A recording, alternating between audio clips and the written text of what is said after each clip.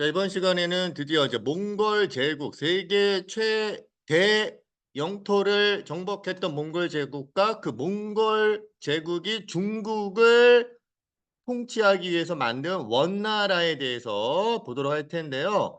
관련된 아주 재미있는 영상을 보고 들어가실게요. 인류 역사상 가장 넓은 영역을 지배했던 인물은 누구일까요? 그건 바로 나. 인류 역사상 가장 넓은 영역을 지배한 주인공은 바로 나, 칭기즈칸이요. 우리 몽골 군사들은 말 위에서 전후 좌우로 활을 쏠 수 있는 최강의 기마 군사였어.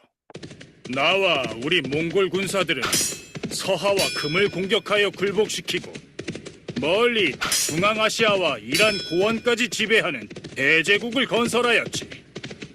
이렇게 대제국을 건설한 몽골 제국은 광대한 영토를 원활하게 통치하기 위해 전국적으로 도로망을 정비하고 일정한 거리마다 역참을 설치하였습니다.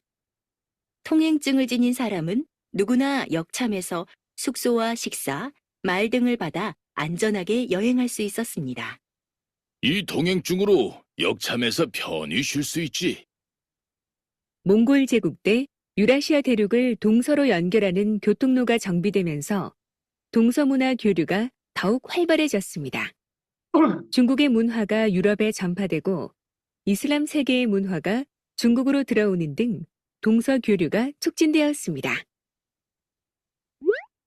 칭기즈칸이 대제국을 건설할 수 있었던 배경은 무엇일까요? 자, 칭기스칸이 이렇게 대제국을 건설할 수 있었던 이유를 한번 또 알아볼게요. 자, 그러면 방금 나왔던 것처럼 이 징기스칸이라는 사람이 이 몽골을 대제국으로 이끌었는데 원래 이 징기스칸의 이름은 테무친이었고요. 이 테무친이 몽골의 여러 부족을 통합해서 결국 무엇으로 추대되었다라고 하는데 무엇으로 추대되었느냐? 칭기스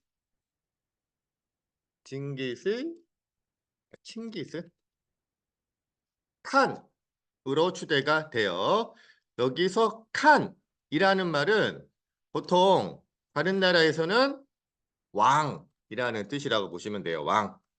왕을 얘네들은 칸이라고 하는 거죠. 그래서 이 몽골 제국의 칸이 된 이 징기스칸은 말을 타고 전 세계를 정복해 가는데 근데 이렇게 말만 있다고 해서 다 정복할 수 있는 건 아니죠. 얘네들은 상당히 조직력이 강했다라고 보시면 돼요. 우리가 운동 경기를 할 때에도 아무리 뛰어난 능력이 있는 개인이 있다고 해도 승리하기 힘들잖아요. 우리 축구할 때나 우리 그 티볼 할 때나 우리 또 2학년 스포츠 동아리 할 때 보면 조직력이라는 게 되게 중요하잖아요. 근데 그 조직력이 바로 몽골은 천호제라는 거였다라는 거예요. 천호제. 자, 이 천호제라는 건 뭐냐? 일단 천이라는 말은 빼서 적을게요. 천은 따우전들을 의미해요. 천, 일천. 천 개의 호라는 거는 가구라고 보시면 돼요. 천 개의 가구. 그러니까 천 개의 가구가 하나의 부대가 되기도 하고요. 하나의 행정구역이 되기도 하는 거예요. 그래서 천 개의 가구를 이끄는 리더를 뽑아요. 그거를 천호장이라고 이야기해요. 천호장. 천호장. 그러면 천호장이 천 개의 가구를 다 관리하기 좀 쉽지 않겠죠. 그래서 그 밑에 또 100개의 가구를 만들어요. 그럼 100개의 가구는 무슨 호장이 되겠니? 100호장이 되겠죠. 그럼 또 100개의 가구를 100호장이 다 하기 힘들어. 그러면 또 그 밑에 10개의 가구, 10개의 가구, 응? 를 이제 또 10호장이 통치하는 거예요. 그래서 10호장 10개를 100호장이 관리하고 또 100호장 10개를 1000호장이 관리하고 이렇게 대단히 조직적으로 몽골의 부족을 체계적으로 관리했기 때문에 얘네들이 아주 조직력이 강해요. 자, 그리고 역시 몽골 하면 세계 최강의 기마군단을 우리가 또 빼놓을 수 없겠죠. 이 몽골의 이 기마군단은 물론 서양 동서 유럽의 기사들도 기마군단이 있지만 몽골의 기마군단은 특별한 장점이 있어요. 자, 어떤 장점이 있는지는 그거는 한번 여러분들이 생각해 보시고요.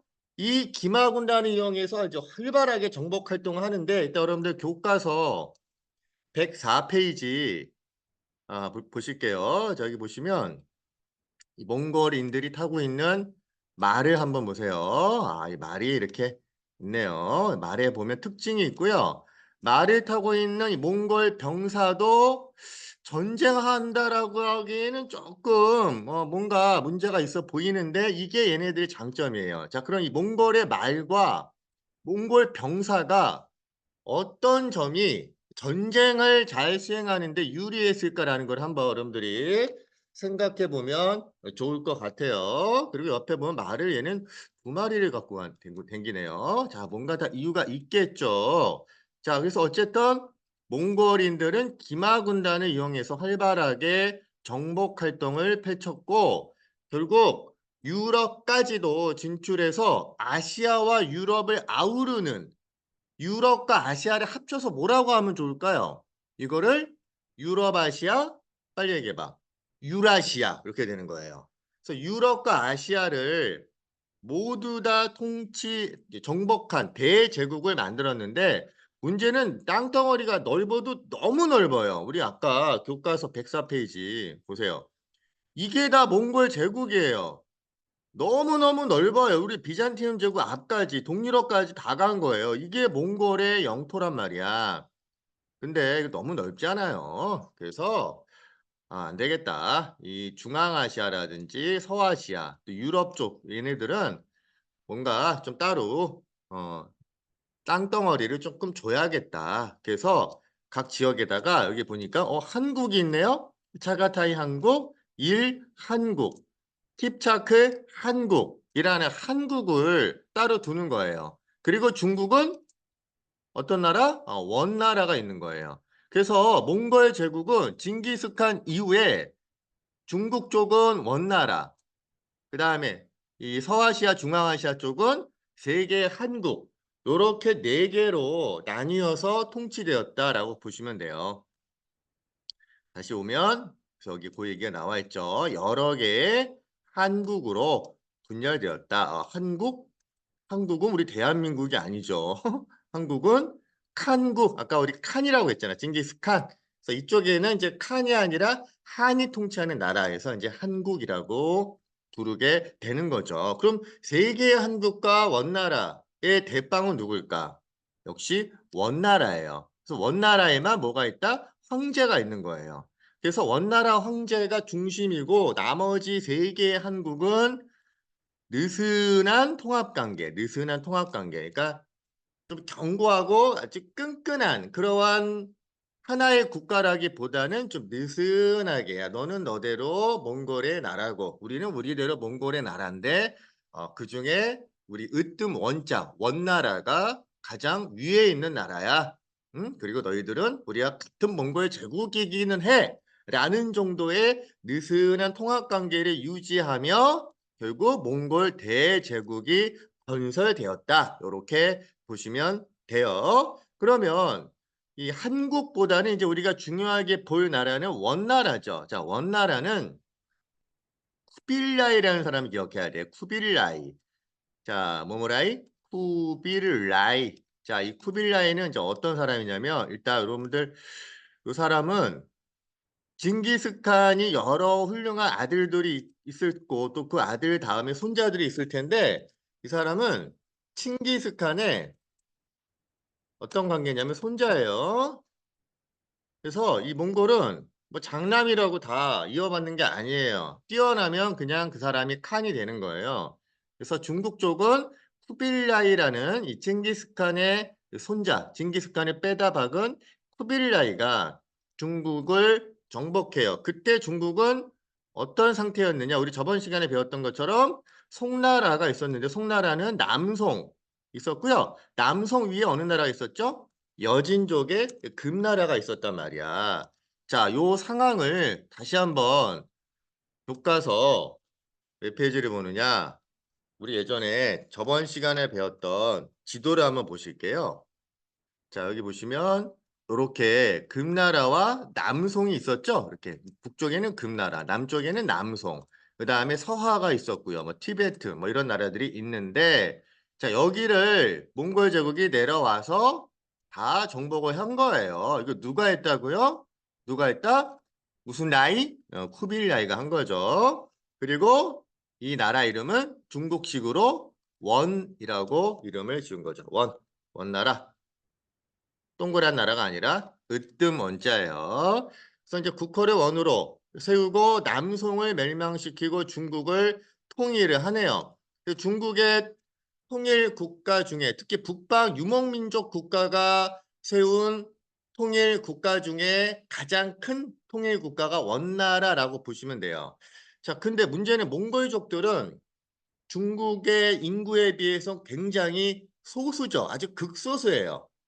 근데 그 극소수의 몽골인들이 중요 관직을 싸그리 독점을 하네요.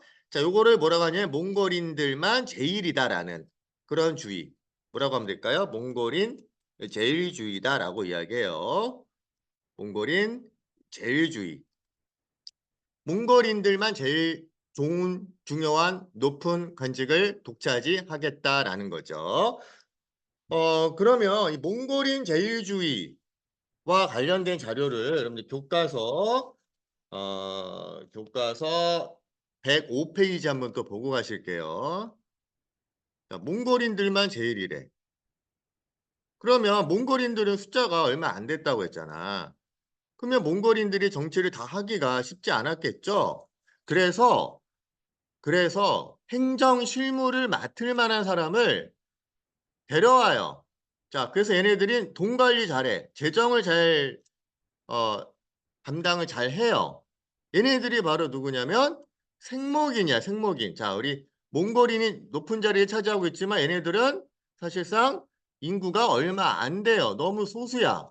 그러다 보니까 뭔가 능력이 있는 그러한 뛰어난 인재들을 인종에 관계없이 민족이나 언어에 관계없이 채용을 했는데 얘네들이 뭐라고 한다? 생목인이라고 한다. 이 생목인이라는 의미는 다양한 종류의 사람들이라고 하는데 우리 옛날에는 이제 색목이니까 목이 눈목자라고 봐서 눈 색깔이 좀 다양한 사람들이라고 지칭을 단도직입적으로 하기도 했어요. 실제로 얘네들은 눈 색깔이 파란 색깔이거나 빨간색은 없죠. 까만색이 아닌 이러한 애들이에요. 얘네들은 주로 서아시아나 중앙아시아에서 온 애들, 또 이슬람 상인들, 페르시아인들, 얘네들은 옛날부터 장사를 많이 했기 때문에 돈 관리는 아주 귀신같이 잘해요. 그래서 얘네들한테 재정을 맡게 했던 거죠. 자, 그러면 원래 중국의 주인이었던 한인들이 있죠. 한인들은 또 둘로 나뉘어요. 자, 먼저 금나라 지배를 받았던 한인들. 우리 금나라가 송나라 내려 보내고 송나라 수도를 정복하면서 그때 한인들이 통치했잖아. 근데 얘네들은 금나라의 지배를 받았던 애들이야. 그러니까 금나라 여진족들을 오랑캐라고 무시하고 도망친 게 아니라 그냥 금나라의 지배를 받아들인 애들이야. 근데 나는 절대 금나라 저 오랑캐 무식한 새끼들하고 같이 살 수 없어 해서 남쪽으로 내려온 송나라 사람들 있죠. 얘네들은 남인이라고 해요. 남인. 그래서 얘네들은요 여전히 북방 민족들은 아주 오랑캐 새끼들, 개쓰레기 양아치 같은 그지 같은 병신들 이렇게 막 욕을 하는 거예요. 그러니까 몽골족들도 여진족과 같은 북방 민족이라고 막 쌍욕을 하고 아주 그지처럼 생각했던 걔네들을 몽골족들이 가만두겠니? 아니죠. 니네 다 무시했어? 니네 한번 당해봐, 죽어봐, 뒤져봐 뭐 이런 식으로 이 남인들, 남송 때에 끝까지 북방 민족을 무시하고 도망친 애들, 얘네들을 엄청나게 부려먹어요. 보세요. 이제 농사 짓고 있죠. 그래서 얘네들은 같은 한인이지만 남인이라고 해서 결국 이 남인들은 더 과중한 세금 의무에 시달려야 했다라고 보시면 돼요. 근데 어찌됐든 이 몽골 원나라 때에는 이렇게 딱 반 나눠서 몽골인들 몇 명과 또 많은 생목인들 데려와서 관리를 담당하게 했고요. 그 다음에 한인과 남인은 둘 다 지배를 받는 한족들인데 남인들은 끝까지 북방민족을 무시하며 도망친 애들이기 때문에 더 차별을 했다. 요렇게 보시면 돼요. 이게 바로 뭐다? 몽골인 제일주의다. 자, 그래서 이 몽골인 제일주의라는 것이 있었고요. 그 다음에 땅덩어리가 워낙 넓으니까 주요 교역로에다가 교역로가 일단 무지하게 많아요. 바닷길, 뭐 초원길, 비단길, 뭐 여러 가지 이 길들이 있는데 그 길을 지나가다 보면 중간에 먹고 자고 쉴 곳이 필요하잖아요. 이거를 대단히 잘 정비해놨다고요. 그걸 뭐라고 하냐면 뭐라고 한다? 역참이라고 한다. 역참. 너무 중요해요. 역참. 그래서 역참에 가면 아는 것들을 숙식을 제공해 주는 거예요. 근데 아무나 제공해 줄 수는 없겠죠. 뭔가 증이 필요하겠죠. 그 증이 바로 패자라는 거야. 패자. 구두로 패자가 아니라 이 신분증 같은 거예요. 요거는 또 교과서 106페이지 한번 보고 가실게요.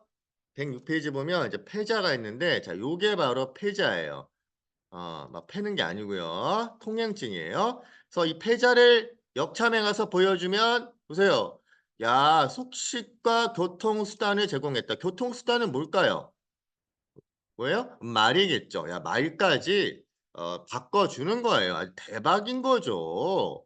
그러니까 수많은 사람들이 이 많은 넓은 영토의 먼 거리도 패자 하나만 있으면 이런 데에서 뭔가 쉬어갈 수 있는 거죠. 그래서 특히나 이때 마르코 폴로라는 사람이 이때 이제 베네치아 이탈리아의 상인인데 얘가 이 뭐 같은 원나라 몽골 제국이다 보니까 원나라까지 와 가지고요. 여행을 했다고 해요. 그래서 무려 원나라에 17년 동안 살면서 심지어 원나라에 뭐가 되기도 했다? 관료로 근무했다. 왜냐면 생목인들 눈깔 파란 애들 관리로 임명했다고 했잖아. 그래서 17년 동안 여행을 하다가 결국 돌아가요. 돌아갔는데 떠나기 전에 지인죄가 있어 가지고요. 깜빵에 갇혀요. 그래서 깜빵에 할 일이 없잖아. 깜빵에서 자기가 이제 원나라에 17년 동안 살았던 얘기를 막 썰을 풀어요. 그 썰 푼 얘기를 받아 적은 게 이게 바로 그 유명한 동방견문록이에요. 동쪽을 보고 들은 기록.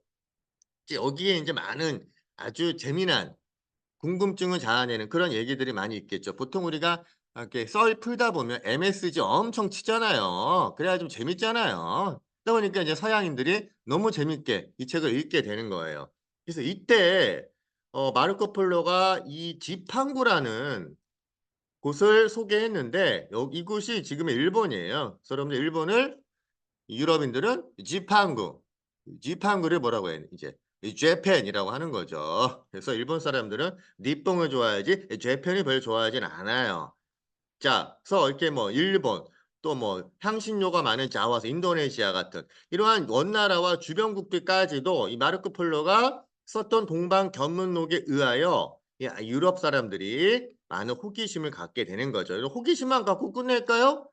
아니죠. 호기심이 있으면 여러분들 어떻게 행동하죠. 그래서 나중에 서양인들이 아시아로 가기 위한 신학로 개척의 배경이 되기도 하는 거예요. 나중에 신학로 개척 배울 때 또 나와요. 자, 동방견문록 이렇게 마르코 폴로가 이런 책을 썼다. 이런 책이 쓸 수 있었던 이유는 원나라가 서양인들에 대해서 관대했고요. 받아줬고요. 또 이러한 역참이 잘 정비되었기 때문에 이것이 가능하지 않았나라고 볼 수 있는 거죠.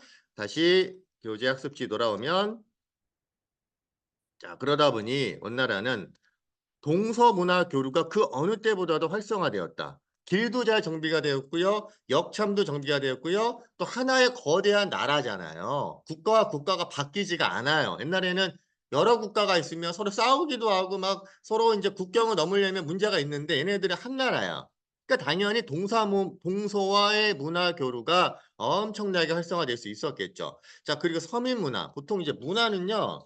귀족들 문화 위주로 가는데 송나라 때부터 원나라 때까지 상업이 발전하다 보니까 또 수공업 발전하다 보니까 상공업에 종사하는 이러한 서민들도 돈을 벌게 되고 그러다 보니 이들도 문화 생활을 하게 되는 거예요. 그래서 그동안 중국은 당나라 때까지 문화하면은 돈 많고 시간 많은 귀족 중심으로 갔는데 송나라 때부터 원나라에 이르기까지 쭉 이때부터는 상공업 발달로 인하여 뭐가 발달했다?